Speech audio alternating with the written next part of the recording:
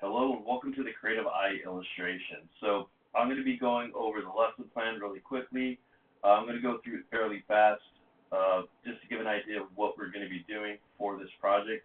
It is a two-part project. The first one is drawing the human eye in graphite, and the second one is creating our colorful, surrealistic illustration in color. So our task at hand, to create a creative eye illustration with color. This is a two-part project, which you illustrate the human eye complete with values and pencils, and use that eye drawing as the foundation for making the creative eye illustration in color. You do not have to use the same eye that you did in graphite, but again, we're talking about building foundations on how to draw. For the color portion of the assignment, you may use pastels, colored pencils, watercolors, markers, and ink. The following will be graded. Notes on drawing the eye. We do that as a class, and there will be a video attached. Completing the assigned practice. These are worksheets that you'll have to do. Drawing the human eye in pencil. This is the first part of the project. This is doing a nice rendering of the human eye. Rough drafts and watercolor tutorial. This is a two-parter for the points. The first part is your rough drafts for your design, and the second part is the watercolor tutorial that you need to complete. Creating colored illustration using the human eye and the reflection. That is the artist's reflection at the end of the project, and you'll have two writing prompts in which to answer in a paragraph format. A couple of things to cover first. We'll begin by drawing the eye. We need to have a refresher on the basics, such as shading, pencil grips from our drawing fundamentals. This will be a quick review. For the first part of the project, you learn how to illustrate the eye in graphite.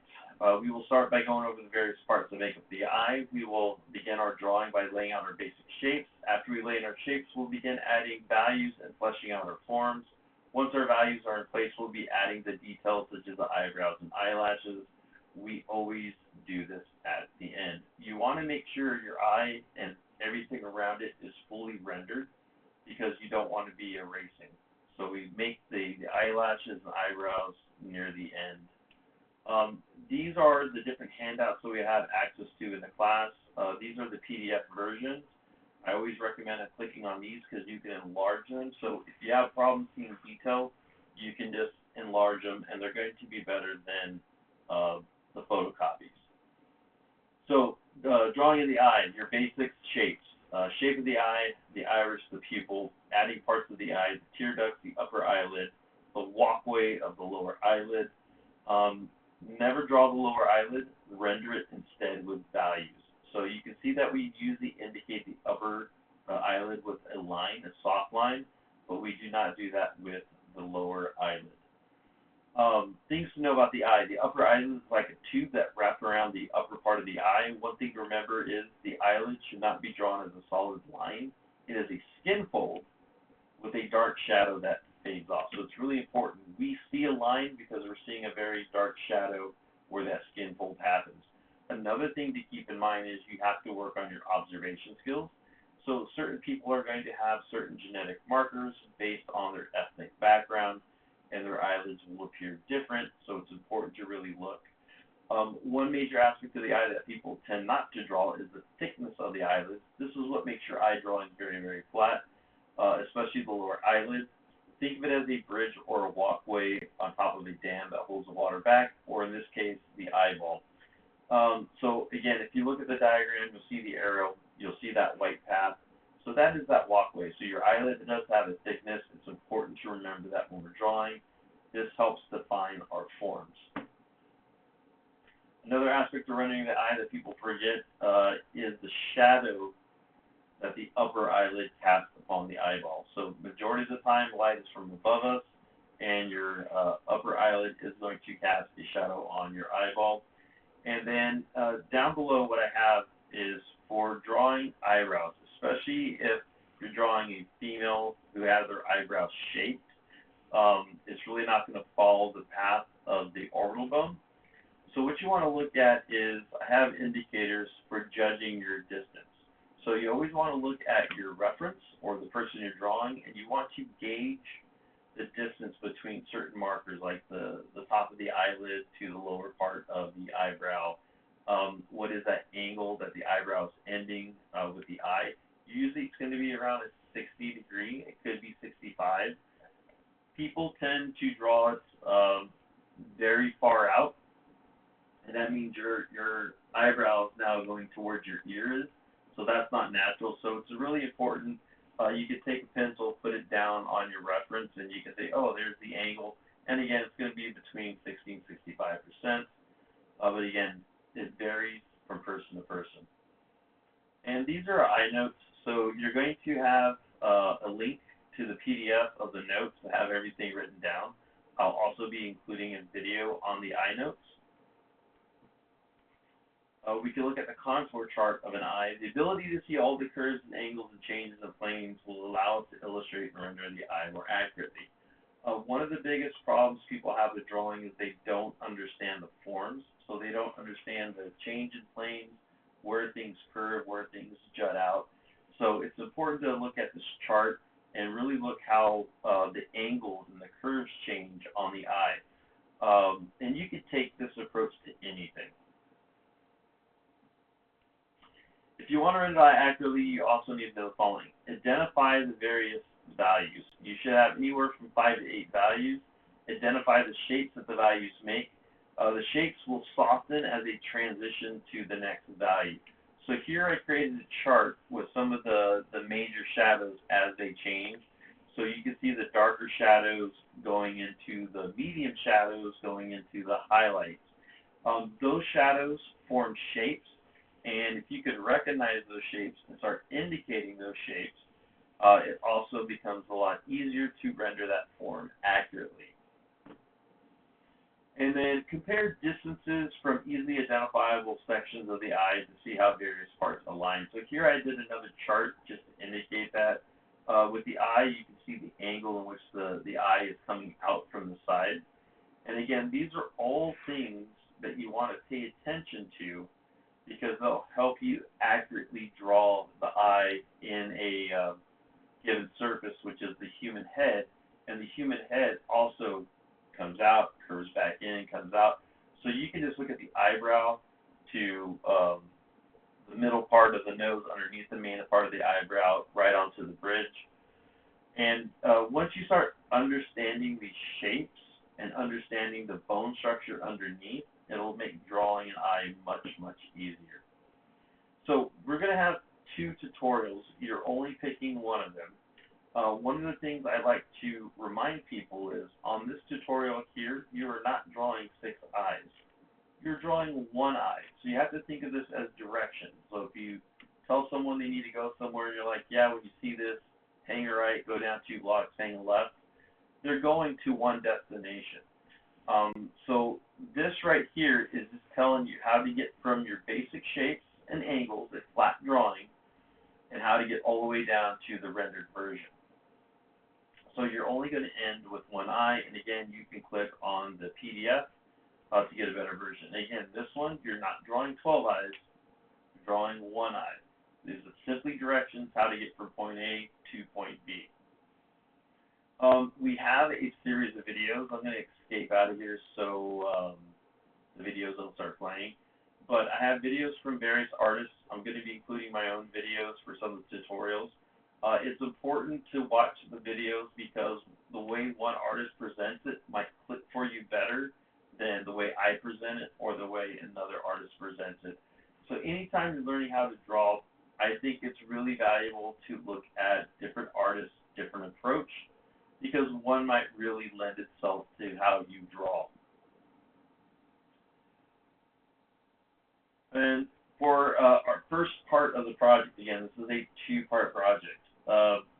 You will be creating a fully rendered pencil drawing of the human eye of your choice on illustration paper. You are looking at photographs. You are not looking at other drawings. This needs to be based off of photograph, and I'll be asking you to identify which photograph you used. So you can either share it with me or you can tell me which one that you're using from the slide deck that I give you. And again, we'll get into the link of the photo images of eyes in a bit. Drawing the eye in pencil. First part of the project, you'll be creating a fully rendered pencil drawing of the human eye of your choice. Guidelines for the eye drawing. The eye needs to be 2 or 3 inches in width. Must include the eyebrow. Must contain all parts of the eye, the walkway, the top of the lower eyelid. The tear duct, the top eyelid, shadow on the eyeball, eyelashes, iris, and pupil. Must have a complete range and value. So this can't be a two-value drawing, white and black. You have to have the different values that you see or that are present in the photographs. So you're going to have a link to a slide deck that's going to have a bunch of different photos. And again, it's really, really important to work on your observation skills and see the different shapes of the eyes, the different shapes of the eyelids, the different shapes of the eyebrows, also just the thickness of the hair too that you might encounter. This is our grading rubric for the graphite. So for your eye drawing, it's 20 points in total. Presentation, this is a big one on me. If your paper is smudged, if it's wrinkled or crinkled, you're going to lose points. You need to keep this clean. Effort, the artwork reflects time and dedication. It's clean versus sloppy. There's no way to do this in 20 minutes. Okay? You need to take your time. You're doing a fairly large eye drawing on a 5x5 paper. And for the second part of the project, we'll be illustrating a colorful eye with design elements. So this is a surrealistic drawing. Think of it kind of like a drawing that borders reality and magic. That's the best way I can describe surrealism. So using your skills and lessons taught for the drawing of the human eye, you will create a colorful illustration of the human eye as the core subject matter. Surrealism, the principles, ideals, and practice of producing fantastic or non-conforming imagery, effects in art, literature, film, or theater by means of unnatural or irrational juxtaposition and combination. Basically, again, it's like saying taking a dream and reality and smushing them together. You can use your graphite drawing the eye as a foundation for your colored illustration, but it's not required. You can do a different eye if you wish. For this project, you may have use of the tools for this project, including the following mediums: ink, colored pencil, watercolors, pastels, crayons, pens, brushes, pencils, rulers, etc. Our creative process, you need to think about what you want to do. That's your brainstorm. Your rough drafts, where you sketch out your ideas. Select and refine, where you take your idea and refine it and really think about how it's going to turn out, and then executing your final project. Rough drafts are quick, small sketches with notes, which lay out possible ideas for your final. Your roughs should be equal part rough sketches and notes. It's important to leave notes, because you might forget what that squiggly line is, or when I'm looking at it, I need to know what that squiggly line is. Rough drafts are simply the starting point of ideas. Usually your final will see changes from your initial idea based upon materials, exploration of mediums, and a simple change of heart. So you might have an idea and you want to use pastels, but you figure out after practicing, pastels aren't working the way you want to, so you might have to change your approach. Don't be afraid to make changes to your original thoughts. The watercolor tutorial, one of the mediums you may use is watercolor. We'll do a quick watercolor tutorial to see if it works for you.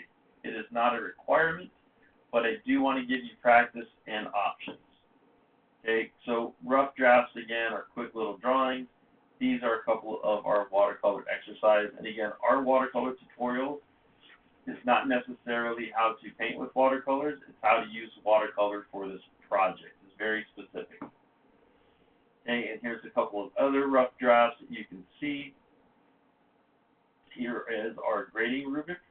So again, presentation is key. This should be a very clean illustration when it's done. I shouldn't see a lot of random marks and stuff. Effort, artwork reflects time and dedication. It's clean versus sloppy. Again, this is not something that you can race through. This is something that does take time. The eye, it must be fully rendered in one of your mediums that you choose for your project. This means it must contain all the eye parts with values. The project may be completed with a number of mediums or a combination thereof. Preferred execution would be a combination of ink and color, but it's not going to be black and white. It has to have color. In composition, the art must reflect a complete design with composition, no singular floating object in the middle of the page. So if you show me your idea, we can walk through it, and then I'll let you know, okay, let's add some elements, or maybe let's subtract some elements. An example of the creative eye illustration. again, this is basically what I was trying to talk about. This is surrealism right here. And you can see the different approaches to doing this. It does help if you have some kind of theme. And then here's some of my student examples.